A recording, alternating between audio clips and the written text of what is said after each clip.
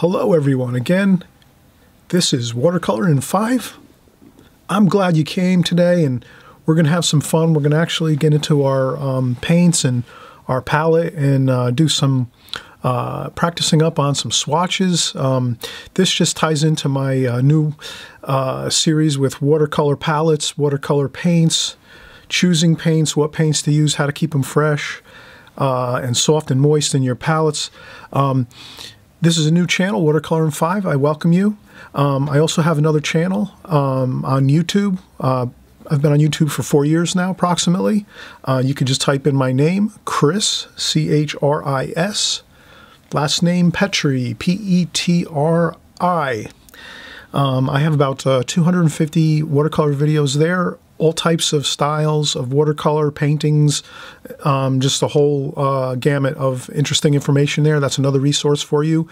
This channel I just started, Watercolor in 5, is just to do quick little vignettes of great tips and tricks and interesting tidbits of information on watercolor, because sometimes when we're doing full, 1-hour videos on creating paintings and so forth, it's hard to just get in all of this information there. So this is my second channel, and this way I can just do a quick 5-10 minute video every once in a while.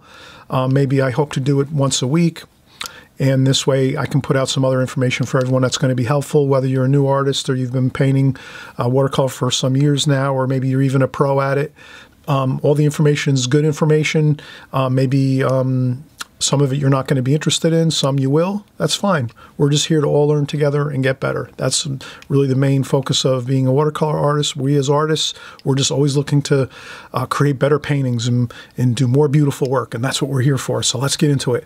Okay, so this is the watercolor palette I use. I suggest this one is a great one for everyone that's in the beginner stage or intermediate stage, and you're maybe have different palettes and you're not sure which one is the best one. I think this one is commercially available. You can get this pretty much all art stores, online, easy to find, and it's by Holbein, and basically it's an aluminum palette, metal, which I really prefer metal. It cleans up real nice and easy when you're done painting, and it's got plenty of spaces for your colors, plenty of wells, and it also, you can use double stick tape and buy these extra plastic wells online to add different colors if you think you want to add a few extras. So that being said, since we're always, in the beginning now, we're talking about palettes and colors, let's get into doing some swatches. If you are a beginner, let's say, then this is the perfect time that you would start to create your talent and your techniques with your pencil and drawing and painting. And so I would, suggest I use a regular office pencil many times when I draw and paint. And they work great. You can keep them sharp real easy. They have an eraser in case you need. And we'll do some swatches here. And then I just have a simple travel brush by Da Vinci Maestro, which is a really good watercolor brush. And I always say, just buy the best art supplies you can afford. So if you're on a budget and things are sometimes tight with money, you just try to buy the best you can. You do some research and you figure out what are the best materials and things you can buy. And we'll also do a video on different brushes and different things like that. And there's also great information on YouTube regarding reviews on brushes and pencils and so forth. So just another thing we're going to touch upon as we go forward here on this channel. So here we'll just do a couple quick swatches. Let's do just, rectangles or squares. Just like this. We space them a little bit apart from one another. And we just practice our drawing skills at the same time. We just start in one spot and draw and get our rectangle in like this. And we draw little dots. If we're stopping to check an angle, we just stop with our dot, check, stop with a dot, go across, stop, and then we go up, dot. So we're kind of moving fast and slow, fast, and we slow up at the end here just to get our proper level point from here to here. And we go across, and then we stop here for a second and go, okay, now we're going up this way, straight up this way. Maybe a little tiny dot, and then we go left, kind of like a jogger running in place. Sometimes you see people running and jogging on the street. They sometimes come to a street corner and they just jog in place while the light changes, and then once it's safe to go, they on their happy way. And we'll do the same thing with our drawing. We're drawing our squares here, our rectangles, and we stop and run in place with our pencil so we can prepare to go upwards vertically like this. And we can stop there and then run in place and then go across level, parallel, and we meet up with the other line. Okay, and we'll just do that. And we'll just create a series of these, and we'll put the paints in our palette onto swatches, and this is a great thing to do. Practicing again our drawing skills. You know, stop, dot, across, stop here. So we go as slow as you need to go to get your square or your rectangle is fine. When you first start out doing this, it's a slower process, and that's fine. I've been doing this for 15 years now, so now I can go real fast, and it's easy for me. But if you're starting out drawing, you know, it's going to take you some time. No big deal at all. Everyone starts at the same place. When we all start, we're all starting on the same starting point when we're first in learning to draw and learning to paint. It takes time. There's people say that some people are gifted. I don't think so. I think it's just your however many hours you practice that's how good you're going to do. If you practice a lot, you're going to get really good. If you don't practice all that often, you're not going to make a lot of progress. It's as simple as that.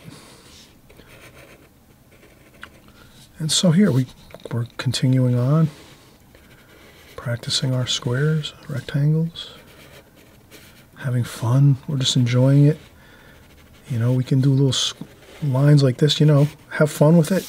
Create your own little fun excursions when you're doing your drawings and paintings, especially in the beginning when it's a little more tough and you don't feel like you're making great progress. That's okay. You just keep going and keep going.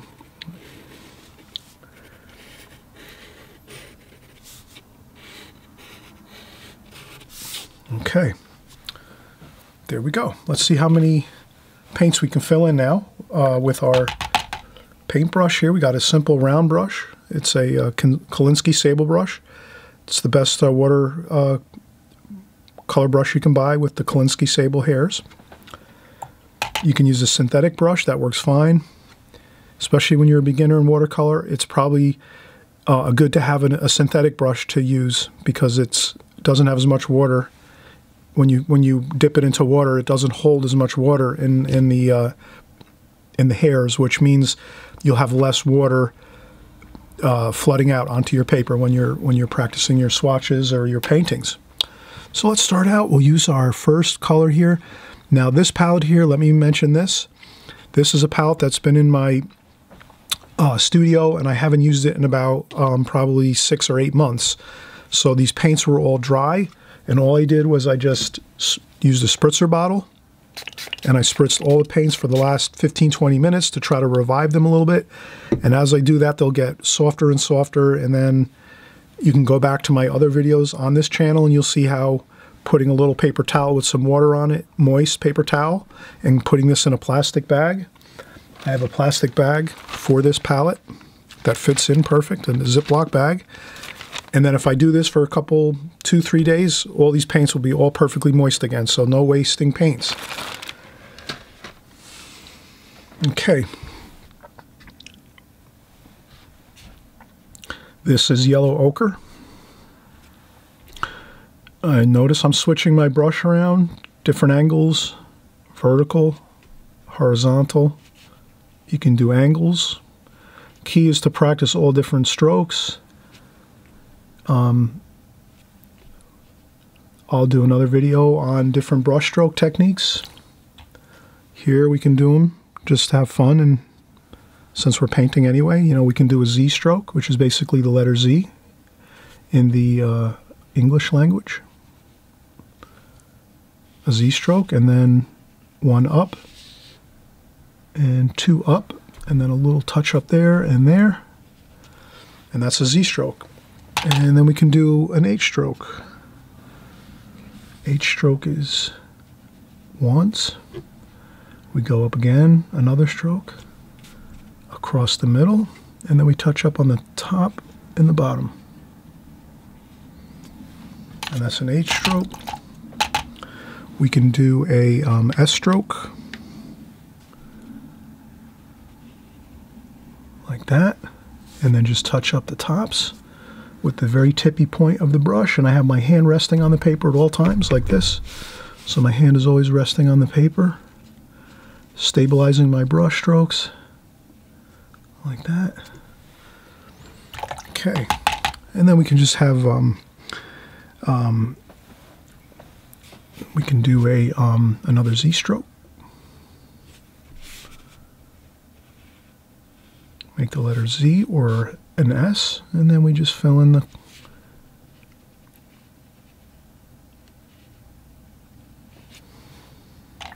burnt umber. Then we're going to go into some olive green. Maybe we'll do just an S stroke, just continuous S stroke.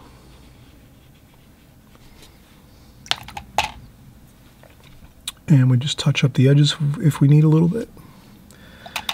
And we'll do chromium of oxide. So I'm going through my palette colors again. I just did a video on palette colors. You can check that out on this channel. And in here I'll just do some random work with the brush. I'm not going to be as disciplined right now. I'm just going to go in there and fill in the square. And then we have some sap green. Maybe we'll do an H stroke. And I push the brush all the way down like that, and then lift up like that, and then fill in.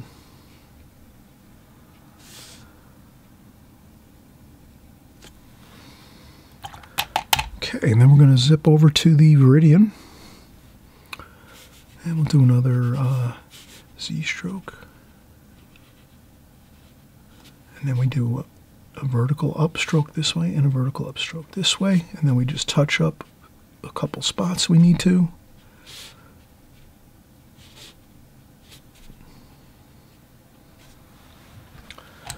Okay, and then we're going to go to cerulean blue. Cerulean, great color, one of my favorites. And I'll just free flow here. Change my brush strokes different ways here. Maybe we'll do a downstroke like this. That one's a little more difficult, doing a downstroke, because you lose track of the bottom side of your brush.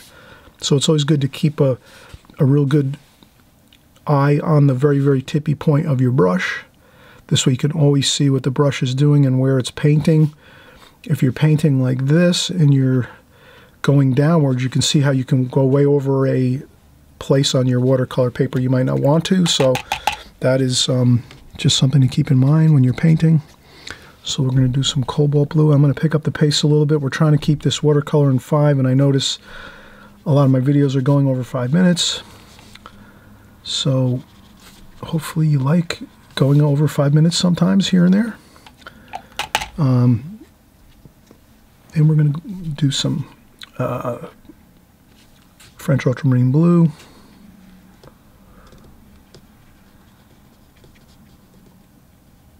Again, I'm always stabilizing my hand, resting on the paper. Then we have some peacock blue, which is a very intense blue.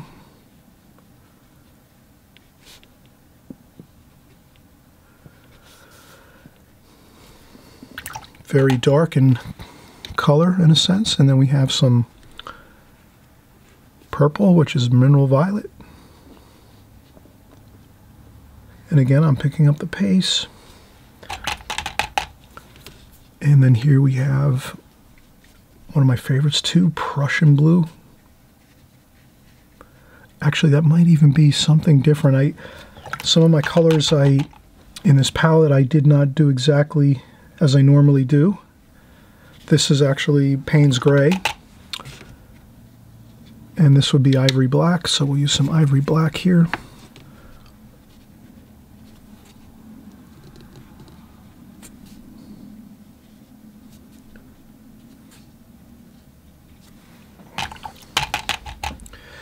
And then let's shift over to, I should have started over here.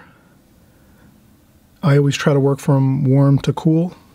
Somehow I skipped over these, no big deal.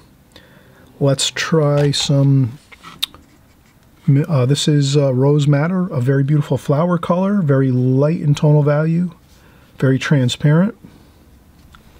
And we're going to do some Alizarin Crimson, another beautiful flower color. This is great for just a general purpose red. Then we're going to go into Cadmium Red, another great red, very opaque. Okay, let's split this here so we can get the rest of them in. That's Cadmium Red. Let's do Cadmium Orange. We'll leave a little space there. Cadmium Orange. Cadmium Yellow.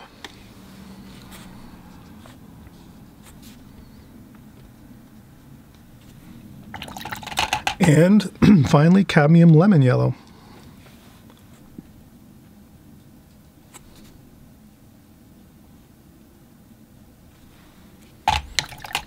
Okay, that's practicing swatches. I would practice these a lot, especially if you're just starting out or you're just a couple years of watercolor painting. This really helps your skills with your painting with your brush. Helps tremendously because you're controlling your brush strokes to create these swatches of color, and at the same time you're memorizing the colors by name, which you need to do, and you also need to sort of have your eyes focused in on the colors and learning the colors, so that eventually, after maybe took me, I would say about 5 years, approximately 5 years after I was painting with this same palette of colors, the same palette all the time, eventually I could look out into nature when I'm driving down the highway and the roads. I could say, oh, I can see the yellow ochre in the fields, and I can see the cerulean blue and the cobalt blue and French ultramarine in the sky, and so on and so forth, and the reds and the oranges and yellows in the trees and the leaves. So all of these different colors, you'll recognize them and see them actually out in your world that you live in. Wherever you live, you'll see these colors eventually starting to appear for you when you look out into the landscape and into the cityscapes. And though if you live around water, you'll see the blue colors a lot more familiar. You'll see them, they'll become familiar to you, and you'll see the different shades and different intensities of color and the actual hue of the colors. You'll see that in nature, actually, if you work with the same palette all the time. And you can also use different colors. You might like certain blues different than I might choose here. So you can choose your own colors, but this is a real standard, mainstream, I would call it, palette, where most professional watercolor artists out there today are using pretty much a close, they use pretty much most of these same colors. You'll see them, if you do a study on it, you'll see that most of the top professionals today are using most of these colors. Some will have different variations of a few of the colors, but most times, most artists will be using these. You'll see a lot of these familiar colors all the time, and you can check out my other videos on this channel, and you'll see all the different colors. I've listed them out and shown them on lists, so you can write them down, or I can also send them to you if you send out an email. Okay, everyone, we went a little bit over this time. I understand 5-minute watercolors is turning into another 15-20 minute video, but hey, I know all of you artists out there, you really enjoy your art tremendously, so I know you'll have fun with this and you won't really mind doing a little bit extra time on your paints and swatches and colors, and we'll see you on the next video. Oh, and please, by the way, if you haven't, subscribe. Consider subscribing. This way you'll get my videos once a week or so. When I create a new video, you can hit the subscribe, the actual notification bell when you subscribe. That bell will let you know when my video comes out to the exact minute. And also, too, if you like this video, please thumbs up, and we'll see you on the next video, okay? Happy painting, everyone.